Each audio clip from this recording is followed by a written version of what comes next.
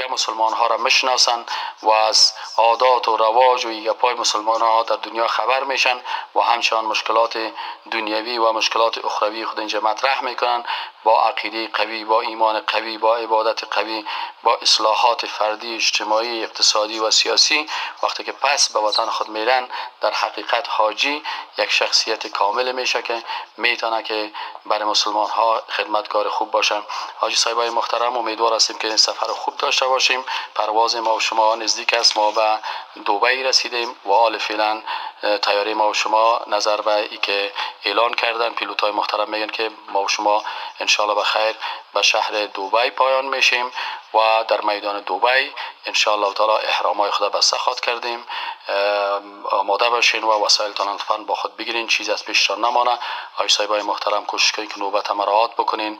وقت خصوصا برای آقای صاحبایی که ریش سفید هستن، برای بی حاجی ها وقت بدید که اونا اولتر پایین شوند و راه را بر از اونا باز بکنین و آهسته آهسته هر کس در خدمت دیگرها باشه و حاجی خوبو است که خدمتکار دیگه حاجی صاحبا باشه. الله جل جلاله بر ما و شما توفیق بده که این عبادت خدا به شکل درست انجام بدیم. السلام علیکم و رحمت الله و برکاته. حطت الطائرة بحفظ الله ورعايته في مطار دبي الدولي. تشير الساعة الآن إلى 5 مساء و45 حسب التوقيت المحلي، أينما تبلغ درجة حرارة الهواء في الخارج 27 درجة مئوية. من أجل سلامتكم وسلامة الآخرين يرجى منكم هبوط الطائرة بشكل نهائي وإطفاء إشارات تحسيمات المقاعد. يرجى منكم الانتباه عند فتح الخزائن العلوية وذلك لاحتمال تحرك امتيازيات خلال الرحلة مما يؤدي إلى سقوطها وتسبب في حدوث إصابات. وعند أخذائكم للطائرة يرجى منكم التأكد من عدم ترك أي من مقتنياتكم الشخصية. در شبی تاریک بنگر ماهی تابان آفرید، با ملایی گفت آن دم آدمی را سجده کن. توق لعنت در جهان از بهر شیطان آفرید. آن خداونده که در دل نوری ایمان آفرید، در شبی تاریک بنگر ماهی تابان آفرید.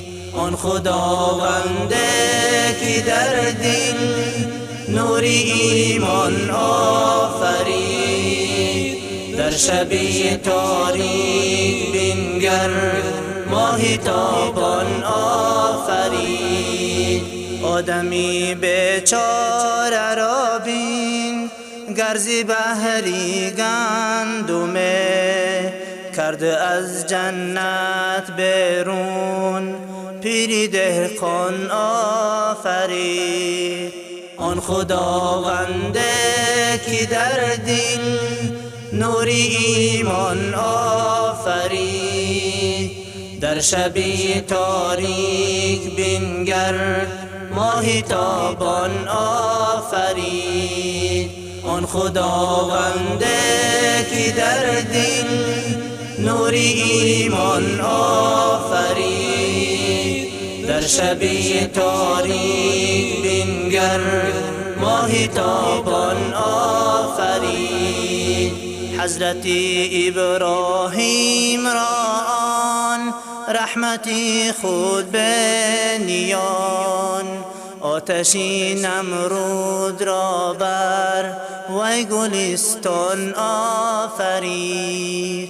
آن خداونده که در دل نوری ایمان آفرید، در شبی تاریک بنگر ماهی تابان آفرید. آن خداونده که در دل نوری ایمان آفرید، در شبی تاریک بنگر ماهی تابان آفرید. تیغ را بر حلق اسما و مستحب است که آجی صاحبای محترم قبل از رسیدن به میقات، یعنی ما و شما پیش از اینکه وقتی که طیاره پرواز میکنه ما و شما به میقات میرسیم. به این خاطر به خاطر از اینکه در داخل طیاره مشکلات پیدا میشه، در داخل میدان ما و شما احرامای خود بسته میکنیم و قبل از بسته کردن احرام در داخل میدان تشنابا هست، اگر که امکانات باشه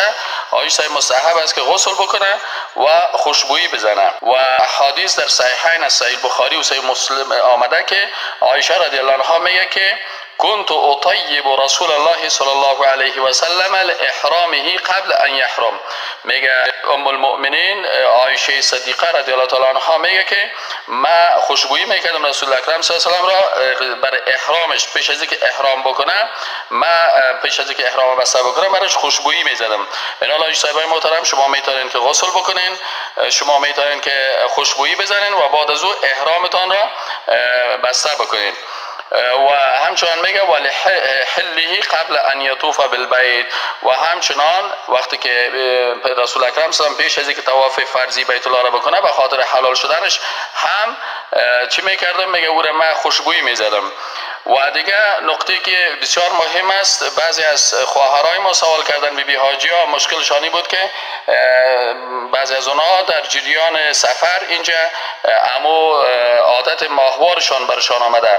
به این خاطر در احادیث آمده که رسول اکرم صلی الله علیه و سلم اسماء بنت عمیس وقتی که میگه ای تولد یک طفل به دنیا آورد یعنی نفاسه شد به ذوالحلیفه ان تغتسل برش امر کرد که اینا غسل بکنه و تستسفر بثوب و تحرم و با یک لباس مثلا امو بدن خود بپوشانه و چی کنه و احرام بکنه. پس این است که اگر یک خواهرای عزیز ما اگر کسی برشان امی عادت ماهوارشان پیش میشه و یا کسی در جریان سفر تولد میکنه و یا طفل به دنیا میره، بر از اونها هم این اجازه هست که چی کنه که اینا مثلا این کسی که مرض ماهوار داره غسل بکنه و چی کنه و به امرای دیگه حاجیا خود در چی داخل بکنن، در احرام داخل بکنن و هر چیزی که دیگه حاجیا میکنه او هم انجام بده بغیر از طواف به بیت الله شریف نمیکنه، چنانچه امر کرد رسول الله صلی الله علیه و آله عایشه و اسماء به این چیز. یعنی حاجی خواهر ما که عادت ماهوار برش است این طواف کردن نمیتونه، چون طواف بیت الله شریف مثل نماز است، همین قسم که نماز خواندن نمیتونه طواف هم کردن نمیتونه. خانم هایی که به عادت ماهوار میداشته باشند در جریان حج اما دیگه تلبیه گفتن و دیگه کارهایی که در حج میشه او را انجام داده میتونن. حاجی صاحبای محترم امیدوار هستم که تمام حاجی صاحبا بیاین و حال فعلا من حرکت میکنم به داخل مسجدی که در داخل میدان هوایی بین‌المللی دبی است. در داخل از این مسجد اگر کسی مشکل برای پوشیدن احرام داره من برشان ان شاء الله راهنمایی میکنم و با امرای احرامایتان بیاین در داخل مسجد میدان دبی و همینجا بخیر من براتون تشریح میکنم و عملا با احرام بسته میکنیم. و السلام علیکم و رحمت الله و برکاته. ګورئ هر طرف ته بلبلانو آوازونه دي څومره ښکلی ګل څومره ښکلی ګل په خندا یې بهارونه دي ګورئ هر طرف ته بلبلانو آوازونه دي څومره ښکلی ګل. خوب سعی کنین. خوب انت احرام که اینجا گرفتین بیرین کلتانه سهل نکنین شروع کنین. چه شاگردای تنبل هستین؟ این قسم بگیرید اما تو او بتین انت خوب تاو داده تا به این قسمت که رسانه نه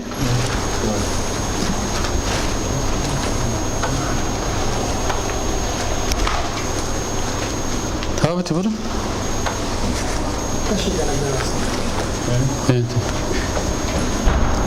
اینا که تاو دادی اینا باز از اینجا محکم میگیری پس طرف راست انتو میریش انتو میریش باز یک انتو دوام میکنی که در کمرت بخی شخ کمر بند آره بسته باشه انتو پایان بلند شواسته تو چرا کار نمیگی تو معلمی میکنی؟ خب برو خیلی وزیتا که برو از دست راست بیا نه آفرین اینو می‌خواستم این خوش شد اینی تو محکم شد نه اینا نمیفته گپا میزنی زیاد دست راست پایت چپ تا اینی دست جور میکنه بیرون تو اینی قسم قاطش اینی قسم سه شد نه یاد گرفتین ان شاء الله کلتون سه کنالی قسمی که هر قدر چیز میشه ای خدای با یک دکه باید تو صحیح میگرفته که این تو قاط میشد محکم میشد که باز نفته سه شد نه این قسم میکنیم باز این سه خورسیم آفرین باز بعد از این بازی این فقط آل فعلا شانه تا کلش پت میکنین این قسمی کلش پت میباشه باز دوادی که در طواف میرین باز دوادی رمل باز در چیز که هست باز اونجا براتون لفته میشه باز اونجا شانه تا لوش میکنین دوادی که در طواف هستین اما آل فعلا که هست همین قسم عادی شانه تا پت میباشه که چیز نمیشه این قسم میگیرین صحیح شد نه ان شاء الله صحیح است نه اینا هر کس اونجا چیز میکنه و وقتی که استاد من دو سوال داشتم حالا مثلا زیر پیرانی است صحیح زیر پیرانی داشته باشم نه به خاطر که اینا پیسه نه باید زیر پیرانی نیکر هیچ چیز نمانین زیر پیرانی نیکر هیچ چیز نباشه نه هیچ چیز بغیر از این دو چیز دیگه هیچ چیز نیکر تارم باید بکشین زیر پیرانی تارم کل تارم کمربند در سرش میشه کمربند سات گردنبند دیگه پا جایز است یعنی تو از زیر قد کمربند استفاده کنیم نه دم سر چیز کمربند توسط اینا هر کس احرام خودم در روی خودم تلتار بده گوشه بس بکنه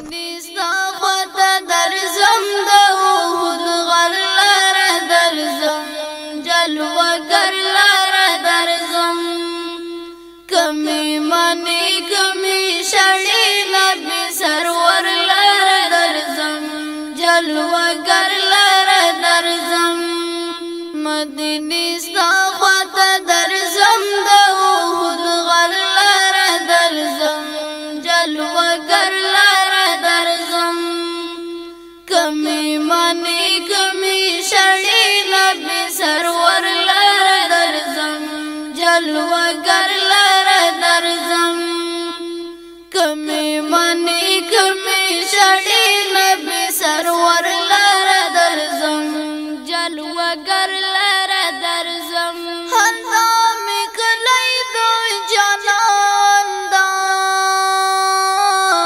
حلتا صدیق عمر عثمان دا حلتا می کلی دو جانان دا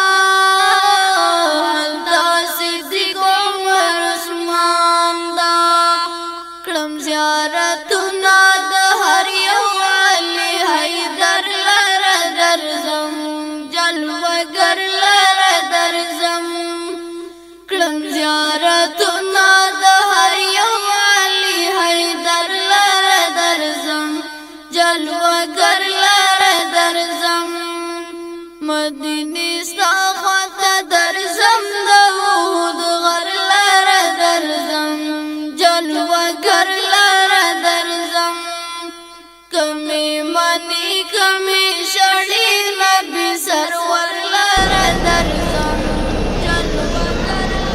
بسم الله الرحمن الرحیم الحمد لله والصلاة والسلام علی رسول الله صلی الله علیه و سلم برادر عزیز حالا که احرام بسته کردیم نه ما و شما که احرام بسته کردیم کدام امور سر احرام کننده مثلا وقتی که احرام داشتیم حالا کدام چیزا جایز است که ما بکنیم و کدام کارا ناجایز است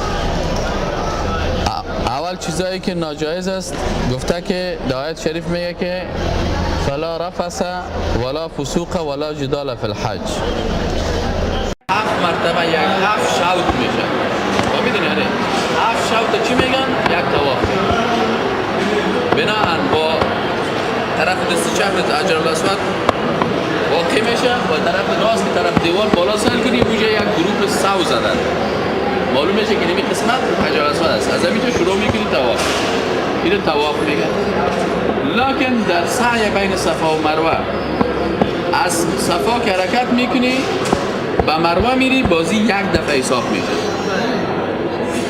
باز که از مروه پس به صفا میایی بازی یک دفعه حساب میشه پسی باز 7 مرتبه مثلا از صفا حرکت کردی تا مروه چند شد؟ یک دفعه شد. بعد از مروه که حرکت کردی پس به صفا آمدی یک مرتبه دو با 3 4 5 6 وقتی که از صفا در مروه رسید 7 پوره میشه در مروه اونجا باز طواف تو ختم میشه. وقتی که دست بین سعی و صفا و مروه که سعی و صفا و مروه که میکنیم از این جبل صفا تو تپگه که هست از اینکه حرکت کردی طرف راست سعی در دیوار یک گروپ نیون آبی رو بند کردن. سابق میلین اخضرین میگفتن، میل ستون هم میگفتن. 2 میل ها بود، 2 ستون بود. بازو رو سبز رنگ کرده بود در بین اعظمی باز آجی یک کمک چی میکرد؟ تیز میرفت. حالی که از ستون نیست ایوازش گروپ های نیون بند کردن. پس در اون قسمتی که گروپ سبز رسید از اون تا گروپ دیگه چی میکنه؟ تیزتر میده. اما ترسیم ابو رئیسه؟ بله. در طواف بیت الله در طواف بیت الله شریف بعد در سه طواف اولش شروع میکنی باید شانه آجی چی باشه؟ شانه راست.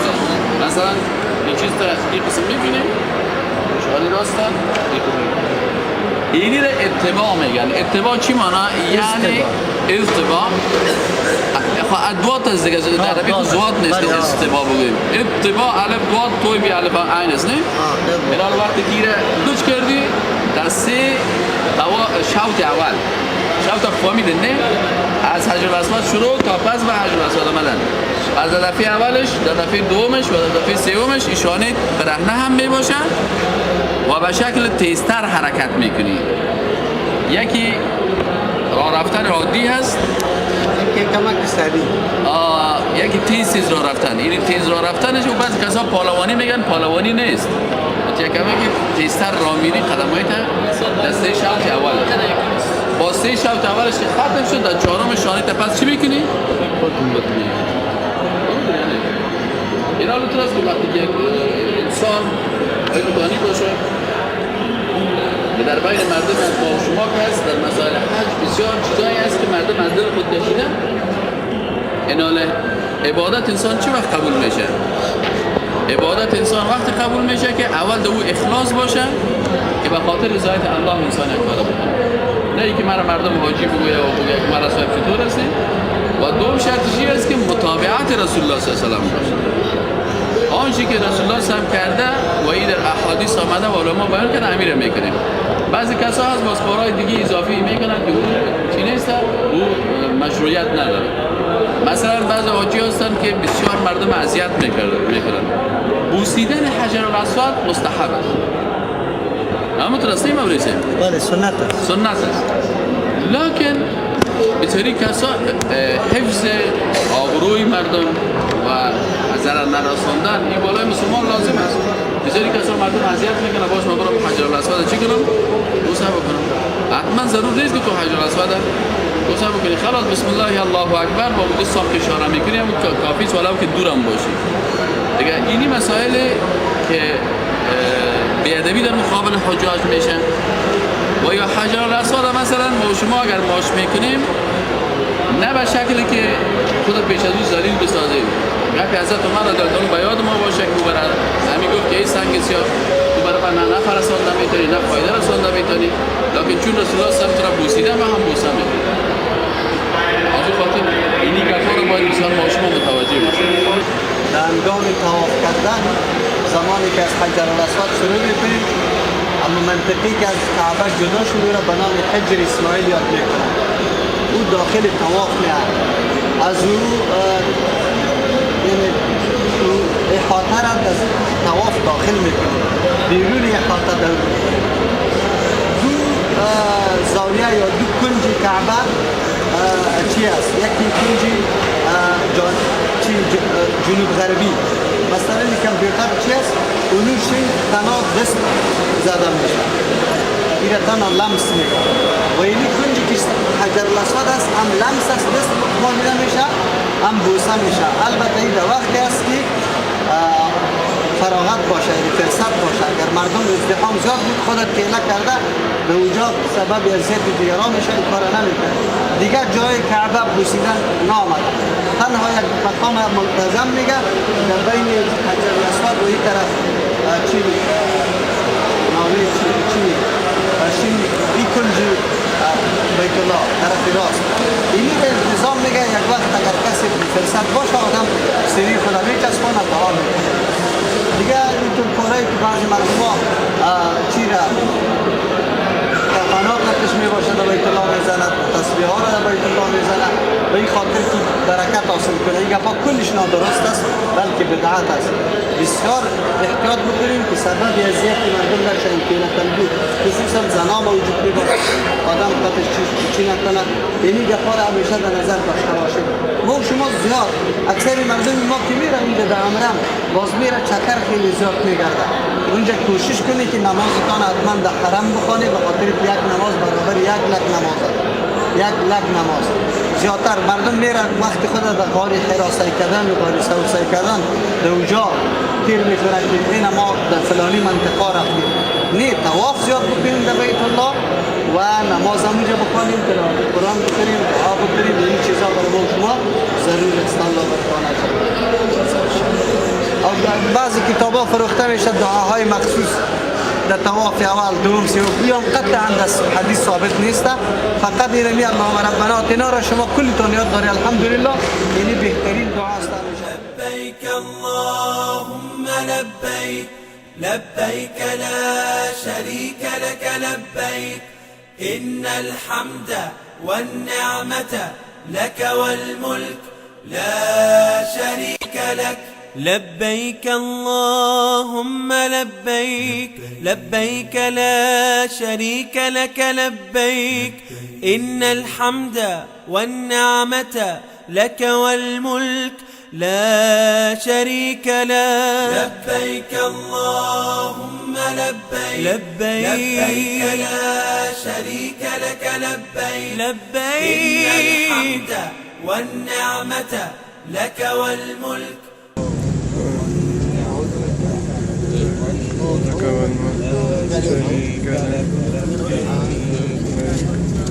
لبيك اللهم لبيك لا شريك لك لبيك إن الحمد والنعمة لا شريك لك لبيك لبيك